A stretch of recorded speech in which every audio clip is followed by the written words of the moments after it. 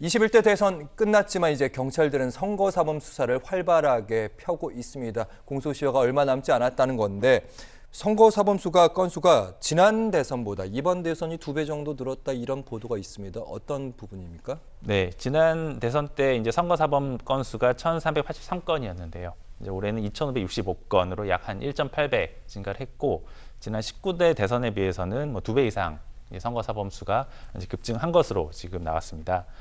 가장 많은 부분을 차지하고 있는 것은 현수막이나 벽보를 회사한 혐의가 있었고요.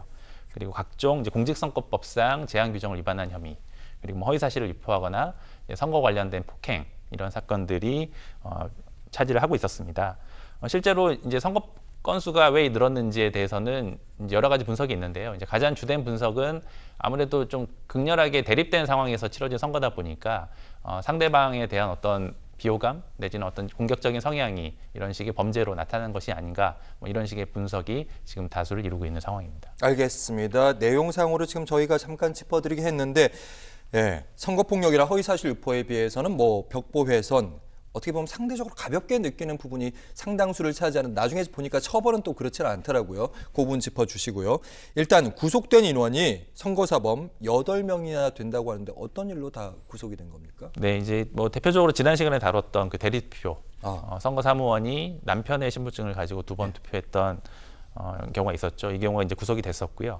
그리고 많이 보도된 사안이지만 이제 더불어민주당 어떤 유세 현장에서 차량을 이용해서 이제 선거를 방해했던 혐의. 벤츠 승용차였던가요? 그렇죠. 승용차를 이용해서 이제 위협하고 선거운동을 방해한 혐의. 그 부분도 지금 이제 구속이 된 상태이고요. 그 외에도 현수막을 훼손할 때 이를 저지하는 경찰관에 대한 폭행, 상해, 그리고 국민의힘 선거운동을 폭행하고 연설을 방해한 혐의. 이런 부분들이 적발이 돼서 현재 8명이 구속이 된 상태입니다. 일단 이번 대선에 적발된 선거사범이 저희가 아까 짚어주시긴 하셨는데 2,500건이 넘었습니다. 그러니까 선거법을 위반하게 된다면 아까 상대적으로 처벌이 낮아 보이는 것도 처벌이 높다고 잠깐 말씀은 드리긴 했는데 처벌 수위에 대해서 말씀을 다시 해주신다면요? 네, 우선 이제 선거사무를 방해하거나 이제 선거사무원을 폭행 이런 유형의 범죄 같은 경우에는 중하게 처벌이 됩니다. 그러니까 법정형이 징역 1년에서 10년까지 이제 선고할 수 있도록 되어 있거든요. 그리고 또 지난 시간에 다뤘던 이슈기도 합니다만 이제 투표용지를 이제 훼손을 하거나 탈취하거나 이제 은닉하는 경우에도 범죄가 성립을 하는데 이제 그게 어떤 개인적인 차원이 아니고 실제로 선거를 방해하려는 고의 내지 의도를 가지고 하는 경우에도 마찬가지로 처벌이 강하게 될 수 있습니다. 반면 이제 선거용 벽보나 현수막을 훼손하거나 기표소 안에서 이제 그런 촬영하는 혐의 이런 것들은 이제 상대적으로 좀 가볍게 처벌되는 경향이 있습니다. 제가 이제 실무례를 좀 찾아봤는데요. 이제 말씀하신 것처럼 선거 사무를 방해한 경우에는 징역형이 선고된 경우가 다수 확인이 됩니다.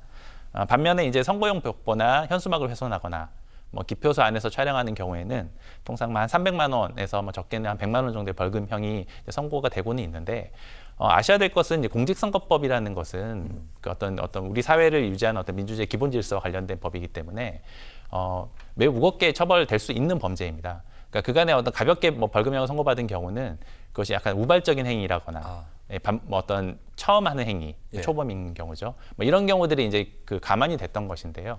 이런 행위들이 누적되거나 반복되면 가볍게 처벌되는 것이 아니고 실형까지 선고될 수 있는 범죄다. 이런 부분들은 명확하게 인지를 하고 그런 부분들을 유의하셔야 될 것으로 보입니다.